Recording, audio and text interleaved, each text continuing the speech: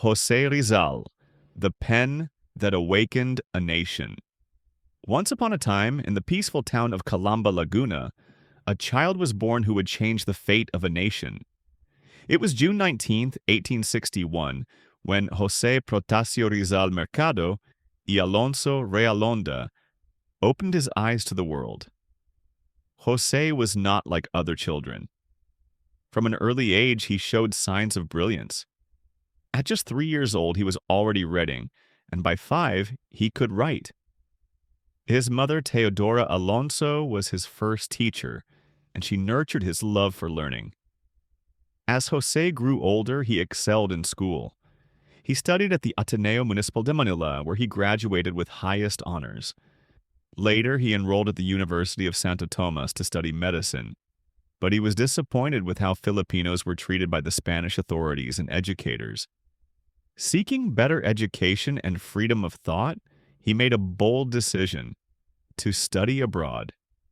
At the age of 21, Jose left the Philippines and traveled to Europe.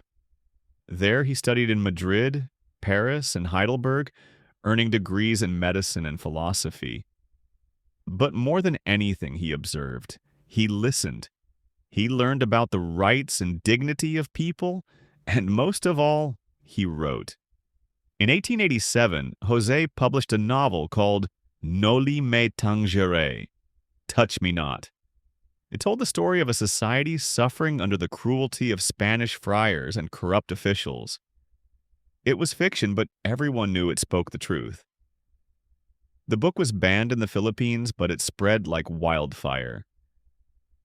3 years later, he published a second novel, El Filibusterismo, The Reign of Greed. This book was darker, angrier, and more daring. Through his novels, Rizal opened the eyes of his fellow Filipinos. He showed them that they deserved better. He called for reforms, not through violence, but through education and peaceful means. But the Spanish government feared Rizal's words more than weapons.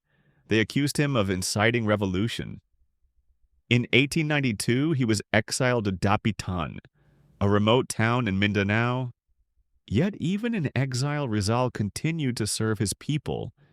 He taught students, treated the sick, built a water system, and studied nature. In 1896, a revolution broke out against the Spanish. Although Rizal had no part in planning it, he was arrested, accused of rebellion, and sentenced to death. On the cold morning of December 30th, 1896, at Bagumbayan, Rizal stood tall before a firing squad. He refused to be blindfolded.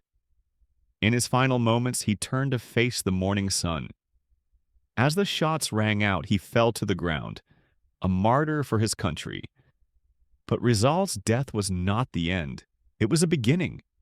His courage, wisdom, and unshakable love for the Philippines ignited the fire of revolution. He proved that a pen can be more powerful than a sword.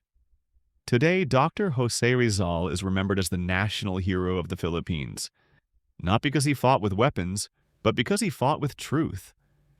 He once said, "The youth is the hope of the nation."